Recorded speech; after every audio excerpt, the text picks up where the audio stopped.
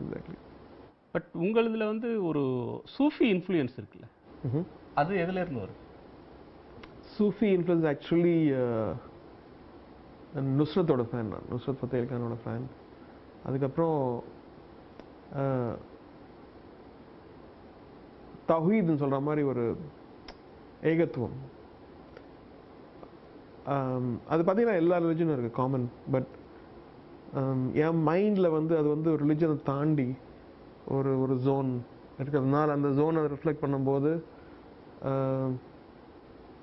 I think அதோட வெளிப்பாடாக இருக்கலாம் மேபி. ஆர் எனக்கு மெயின் திங் என்னன்னா இசைனால ஹீல் பண்ணோம் அண்ட் அதோட சயின்ஸை கற்றுக்கணும், இன்னும் கற்றுக்கணும். பட் சும்மா ஒரு ரொமான்டிக் பாடலோ ஒரு இந்த பாடலோ இல்லாமல் அதை மீறி இசையில் என்ன இருக்கோ அதை வந்து ஆராய்ஞ்சு கண்டுபிடிக்கணும். இஸ்லாம் அப்படின்றதுக்கு பலவிதமான பொருள் கொள்ளப்படுது. ஒவ்வொருத்தரும் ஒரு மாதிரி இன்டர்பிரேட் பண்ணுறாங்க.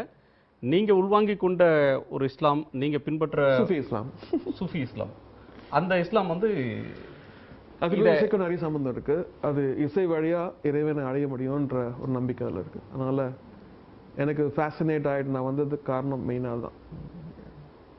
அதில் இதோட ஒன்றி இருக்கும்போது யூ கேன் ஃபீல் இட். இசை வழியா இறைவனை அடையலாம் அப்படின்றது தான் உங்களுக்கான ரிசர்ச் பண்ணிட்டே இருக்கேன், ஒரு நாள் அடைஞ்சிருவேன்.